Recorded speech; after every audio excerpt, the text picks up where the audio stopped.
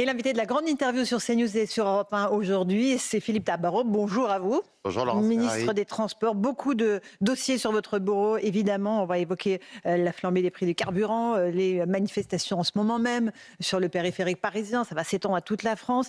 Il y a aussi un risque lié à la sécurité dans les transports en public. On a eu un attentat déjoué ce week-end devant les locaux de la Bank of America, avec un lien sans doute très direct, a dit Laurent Nunez, avec le conflit au Moyen-Orient. Est-ce que concernant les transports en commun, qui sont par essence des lieux d'affluence où il y a beaucoup de monde, la sécurité sera renforcée? Philippe Tabarot. Oui, bien sûr, elle le sera. Elle l'est déjà, je dirais, parce que par le passé, les endroits sont des réceptacles de transport, sont des réceptacles quelquefois de mouvements. On a pu le voir, ou de tentatives d'attentats. Par le passé, notre pays a payé un lourd tribut. Nous sommes particulièrement vigilants, en lien, vous l'avez dit, avec le ministre de l'Intérieur, en lien avec le préfet de police.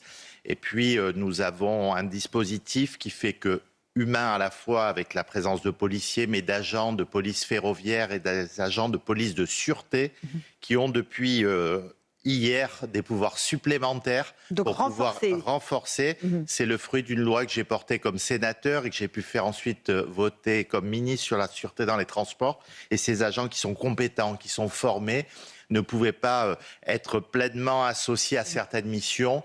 À partir d'aujourd'hui, ils pourront l'être Par grâce à ce exemple, décret. concrètement. Concrètement, c'est la possibilité d'opérer un certain nombre de fouilles, de palpations préventives pour vérifier si les personnes en face d'elles ne sont pas armées, la possibilité de saisir, le cas échéant, ces armes, et notamment les armes blanches, qui sont de plus en plus nombreuses dans les transports en commun.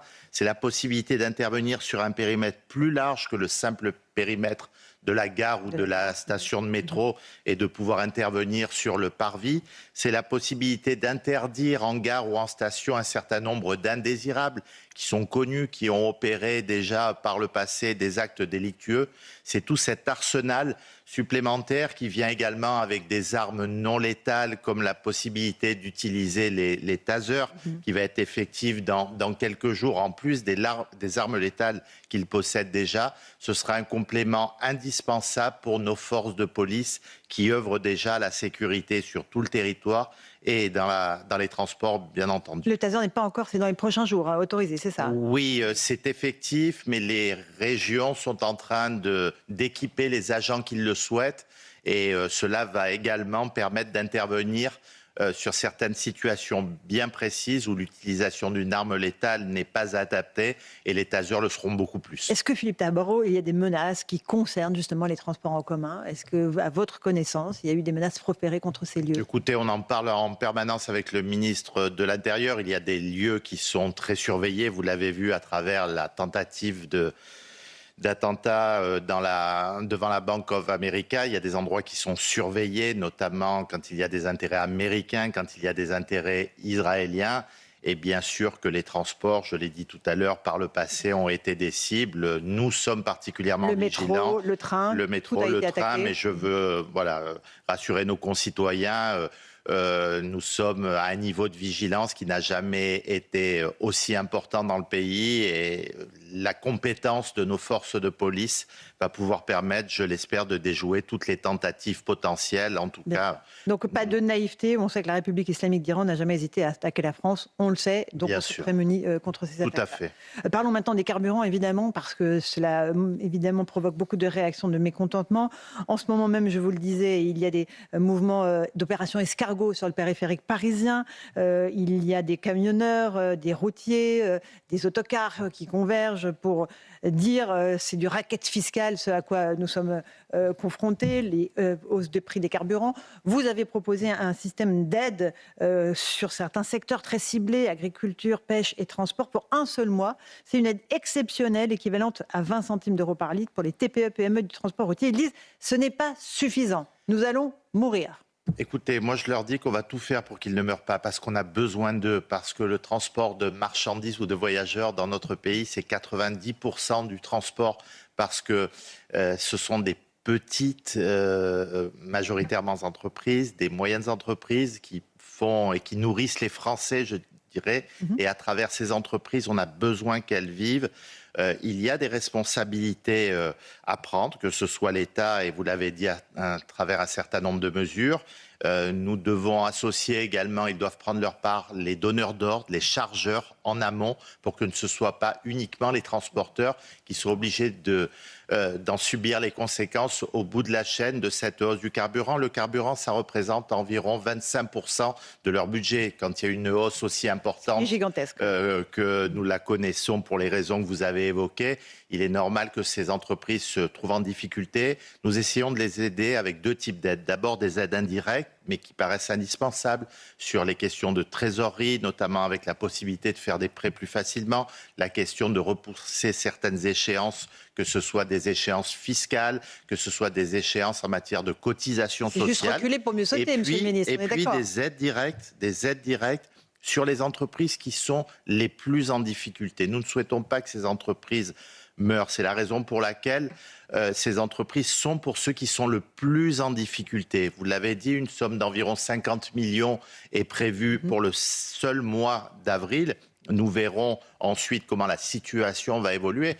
Je rappelle que nous n'avons pas de lisibilité dans le temps sur cette crise, que cette guerre, la France ne l'a pas souhaitée, qu'elle l'a subie. Oui, mais ça changerait au quotidien des entreprises. Mais nous les aidons, nous sommes à leur côté. Et moi, ce que je leur dis aujourd'hui devant vous sur votre antenne, c'est que nous allons essayer de rendre cette aide le plus effective possible concrètement. Parce que elle concerne qui? Elle concerne ceux qui peuvent justifier des difficultés de trésorerie liées à la crise. C'est tellement vague, c'est tellement flou. Qui va en bénéficier? Justement, l'application concrète de ces aides, on doit le faire avec eux. On va le faire avec les organisations représentatives. Je les ai beaucoup vues ces derniers temps et je vais continuer à le faire, notamment probablement demain, pour qu'on voit comment ces mesures peuvent être efficaces à travers une plateforme déclarative qui est mise en ligne immédiatement, à travers également un guichet qui sera donc c'est un numéro vert que vous nous proposez à nouveau. Qui sera ouvert dès demain. C'est la possibilité aussi d'avoir, à travers les différentes mesures qu'on va prendre, une effectivité et un versement des sommes dès la semaine prochaine pour pouvoir notamment couvrir les salaires d'avril. Nous, ce qu'on souhaite, c'est qu'avec les professionnels, ces sommes qui sont prévues maintenant dans notre budget, puisqu'on m'a demandé de repousser un certain nombre de dépenses et d'investissements qui étaient prévus, mais de les consacrer à l'urgence. Et aujourd'hui, l'urgence, c'est entre autres, dans notre pays, les transporteurs routiers que nous allons aider, mais avec eux pour rendre une effectivité sur ce plan. Est-ce qu'il faut des critères précis, encore une fois, pour pouvoir attribuer cette aide, une trésorerie en difficulté? Je pense qu'il n'y a pas beaucoup d'entreprises qui n'ont pas de trésorerie en difficulté. Il y a forfaitairement une somme qui est donnée en fonction du nombre d'engins, de camions ou d'autocars dans l'entreprise. Je rappelle que la grande majorité, 10 à 20 000 de ces entreprises sur 45 000 sont des toutes petites TPE de 5, 10, 20 maximum camions ou autocars. C'est la raison pour laquelle c'est eux qui prioritairement doivent recevoir ces aides et on va essayer de le rendre le plus effectif possible. L'Organisation des transporteurs routiers européens dit en 2022, on avait des aides 8 fois supérieures à celles d'aujourd'hui. Non, est-ce que c'est parce qu'on n'a plus les moyens? Non, mais ça a été pendant toute la période. C'est-à-dire que là, on parle d'un mois. Quand je vous parle de 50 millions, c'est un mois. On ne sait pas combien ces 50 millions seront peut-être conductibles si la situation perdure en mai, en juin. Et voilà, j'espère que les choses s'arrêteront. La France appelle en permanence à la désescalade dans ce conflit, je tiens à le rappeler. Mais on ne peut pas comparer encore avec ce qui s'est fait pendant la période de l'Ukraine. Et puis, il est vrai que la situation budgétaire de notre pays n'est pas la même, que nous devons tenir des déficits. C'est la volonté du Premier ministre qui l'a clairement affiché, que sa politique est en train de payer. On a vu que les déficits devaient être de 5,4, c'est aujourd'hui de 5,1. On doit passer sous les 5%, c'est une obligation. Donc, on a bien compris qu'il n'y a plus d'argent dans les caisses. Des aides, oui, mais pour ceux qui en ont vraiment besoin et qu'elles soient ciblées. Et le carnet de chèques, je dirais de manière plus générale, ne peut plus être utilisé pour l'ensemble de nos concitoyens. On parlait de la région parisienne, d'autres régions vont rentrer dans la lance des blocages, des ralentissements sur les autoroutes. Il y a le spectre, si les agriculteurs se joignent à ce mouvement d'une France bloquée. Philippe Tabarot. C'est quelque chose qui n'est bien sûr pas impossible. La convergence des luttes, c'est quelque chose qui parle et bien sûr, nous ne le souhaitons pas. Je pense que chaque secteur est un secteur particulier. C'est pour ça que nous avons voulu Vous rappelez cibler les les épisodes des choses. Gilets jaunes Bien d'abord, sûr, ça doit mais être dans votre esprit, j'imagine. ça l'est totalement. Mais je peux vous dire que depuis le début de cette crise, nous sommes en permanence à leur écoute, à leur côté. Et nous essayons d'avoir les aides les plus adaptées possibles. Mais on doit rappeler les contraintes financières qui sont les nôtres. Je vous l'ai dit, dans les 50 millions que j'ai dû chercher, c'est 50 millions de moins d'investissement que j'aurai à faire sur des infrastructures de transport qui concernent aussi tous les Français. Donc sauvons en priorité ceux qui sont dans la plus grande précarité, dans la plus grande difficulté, et puis voyons comment les choses vont évoluer. En tout cas, le dialogue est indispensable pour pouvoir mener à bien de manière efficace les différents plans que nous avons présentés avec mes collègues de l'économie, de l'énergie et des secteurs concernés. Les organisations patronales de la pêche réclament aussi davantage d'aide. Est-ce que c'est un secteur pareil qui est en grande difficulté? Est-ce qu'il faut faire plus pour nos pêcheurs comme pour nos agriculteurs? Ma collègue Chabot au gouvernement est en lien permanent avec elle. Elle a fait également, comme moi vendredi, un certain nombre d'annonces sur le secteur. J'espère que ces annonces seront comprises. Et comme pour le secteur des transports, il faut les rendre effectifs le plus rapidement possible parce que quand vous parlez de sommes en millions d'euros, c'est quelque chose qui ne paraît pas très concret. Après, quand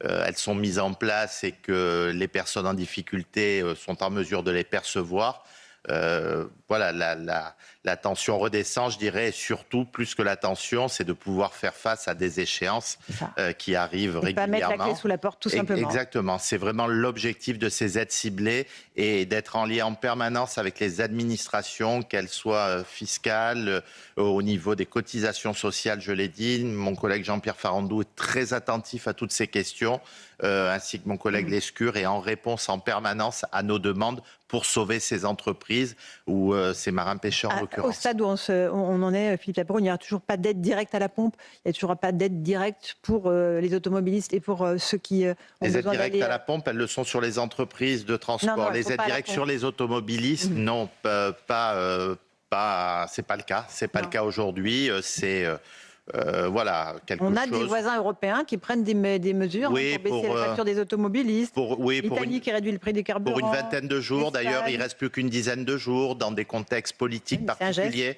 L'Espagne, je rappelle que l'Espagne n'a plus de budget depuis 4 ans. C'est ça la réalité aussi. Nos amis allemands sont très prudents aussi sur ces questions. Il y a ce qu'on est en mesure de faire. Est-ce qu'il est raisonnable de faire? Aujourd'hui, il ne serait pas raisonnable, comme ça a été le cas lors de la précédente crise, de pouvoir quelque part gaspiller 8 milliards qui feraient défaut à notre budget qui en a tellement besoin. Philippe Tabarot, et puis c'est l'argent des Français quelque part aussi. C'est l'argent des Français. Oui, ça ils savent très bien. Ça passe d'une poche à l'autre. Exactement. Alors, un mot de l'approvisionnement en pétrole. Le détroit d'Ormuz reste partiellement bloqué, même si Donald Trump a annoncé ce matin qu'une vingtaine de grands pétroliers étaient autorisés par l'Iran à circuler. C'est évidemment un point clé pour notre approvisionnement. Il y a aussi les Houthis du Yémen qui menacent de bloquer l'autre détroit de Bab el-Mandeb. On est face à un scénario catastrophe?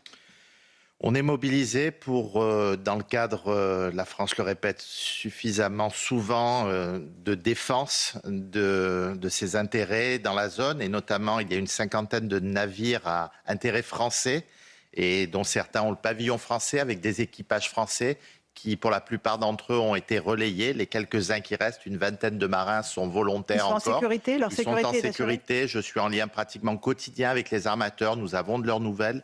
Beaucoup ont été remplacés et la vingtaine qui reste est volontaire et est en sécurité aujourd'hui. En tout cas, voilà, nous sommes vigilants sur ce sujet et bien sûr, nous suivons avec attention la situation et je rappelle que la France souhaite être à la tête d'une coalition pour pouvoir, le moment venu, pouvoir débloquer la situation parce que cela a des répercussions sur notre économie mondiale et la France a un rôle à jouer dans un cadre défensif mais également de coalition comme elle l'a fait à quelques kilomètres de là dans d'autres opérations et notamment en Ukraine. Philippe Tabarot, quelques mots sur les municipales. Évidemment, plusieurs maires sortants battus par la gauche par LFI ont été victimes d'insultes et de violences au soir du second tour. Le maire de Montcontour, dans les Côtes-d'Armor, a pris la décision de démissionner 2 semaines après son élection, après des actes de vandalisme, des menaces contre lui. Il y a aussi, j'ajoute, la mairie de Fresnes qui a été saccagée par une vingtaine d'individus cagoulés. Comment est-ce que vous qualifiez ce climat post-municipal. Intolérable. C'est quelque chose qui a choqué, je le sais, toutes les personnes qui ont pu voir ces images, les maires concernés. J'ai des amis maires qui ont été directement menacés physiquement, des gens qui avaient simplement servi pendant des années leur commune et le bien-être de ses concitoyens. Et je sais que voilà, ils l'ont mal vécu et c'est bien compréhensible. Qu'est-ce qui se passe? Il se passe simplement une brutalisation de la vie politique. Qui est due à qui? Qui est due à Jean-Luc Mélenchon et à LFI principalement.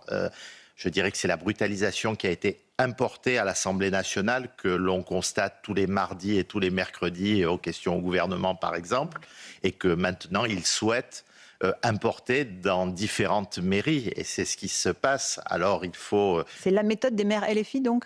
C'est principalement la méthode d'un certain nombre de maires LFI. Alors, quelques-uns se disent apolitiques, mais on sait très bien qu'ils sont leur soutien derrière. Et ce n'est pas acceptable parce que quand on perd une élection, il faut l'accepter, mais il faut que les choses se passent dans un cadre républicain, il faut qu'il y ait une continuité. Et puis, il y a également, je tiens à le rappeler, des préfets qui sont les représentants de l'État dans les départements et qui devront être particulièrement vigilants sur le fait de faire appliquer la loi dans ces communes, à travers notamment le contrôle de légalité. Le président de la République l'a très justement dit l'autre jour au Conseil des ministres. Il ne peut avoir de sédition dans notre République et les préfets, plus que jamais, vont avoir un rôle capital. Vous parlez de la France insoumise. Évidemment, 2027 est dans toutes les têtes. Vous avez co-signé ce dimanche une tribune aux côtés de 90 ministres et parlementaires, dont Maud Bréjon, pour appeler à un candidat unique du centre et de la droite. Alors, c'est indispensable pour pouvoir lutter contre, d'un côté, la France insoumise et le Rassemblement national. Sinon, il y a un effacement prévisible du bloc central ou de la droite républicaine? Je le pense. J'ai été longtemps partisan d'une candidature unique des Républicains. Mon parti, avant que je sois... j'espère temporairement suspendu. Oui, vous êtes exclu pour le... Suspendu. D'accord, okay. J'ai longtemps pensé qu'une candidature seule pourrait nous permettre de revenir en responsabilité. Malheureusement, les différentes élections, qu'elles soient européennes par 2 fois et présidentielles, avec le score de Valérie Pécresse, nous a montré que nous ne pourrions pas y arriver seuls et qu'il faudra faire un certain nombre d'alliances. Avec les macronistes? Avec un bloc central qui s'est organisé. On l'a vu à travers certaines municipalités où on a gagné des municipalités intéressantes. Le président Retailleau l'a suffisamment rappelé, que ce soit Clermont-Ferrand, Brest, Cherbourg, des municipalités et il n'est pas lui symboliques. le candidat naturel de la droite? Le président des LR? À lui de le montrer, à lui de le prouver. Il l'a déjà dit, il est déjà candidat. Moi, j'en étais intimement persuadé quand il était en responsabilité au sein du gouvernement. Et donc tout a changé quand il a quitté le gouvernement? Écoutez, à lui de montrer que la droite et les Républicains peuvent peser dans ce bloc central avec ce qui fait notre spécificité. Je pense notamment à la priorité sur le régalien, je pense notamment à la liberté d'entreprendre, à la maîtrise des comptes publics. Ça, c'est l'ADN des Républicains et on doit peser dans ce bloc central, mais seul, on ne pourra pas le faire. Donc ça veut dire qu'il n'est pas un meilleur candidat qu'Édouard Philippe aujourd'hui, Bruno Retailleau? Il est le candidat de ma formation. Il est le candidat de ma formation politique, mais je vous l'ai dit, et c'est pour ça que j'ai signé cette tribune. Non, je veux qu'on ait un seul candidat. Si c'est Bruno Retailleau, j'en serais ravi pour défendre la droite et pour montrer que la droite également en responsabilité sait faire. Je pense que lui l'a montré quand il était au ministère de l'Intérieur. Je pense qu'Annie Genevard le montre à l'agriculture. Vincent Jeanbrun le montre au niveau du logement. Les Républicains sont opérationnels quand ils sont en responsabilité. Donc il faut une primaire, Philippe Tabarot. C'est le seul moyen de départager tous ces candidats. Il faut un mode de départage. La primaire est une des possibilités de ce mode de départage. Je ne suis pas dans ces histoires. Vous voyez que j'ai suffisamment à m'occuper avec la gestion d'un ministère qui est quand même un ministère de crise. Il faut le reconnaître, dans un gouvernement qui est celui des transports. J'y consacre toute mon énergie, toute ma volonté. Pour le reste, d'autres s'en occupent et à eux de le faire le mieux possible. Ça n'empêche pas de voir un peu plus loin, c'est-à-dire jusqu'en 2027. Merci beaucoup Philippe Tabarot, ministre des Transports. C'était votre grande interview sur CNews et sur Europe 1. Bonne journée.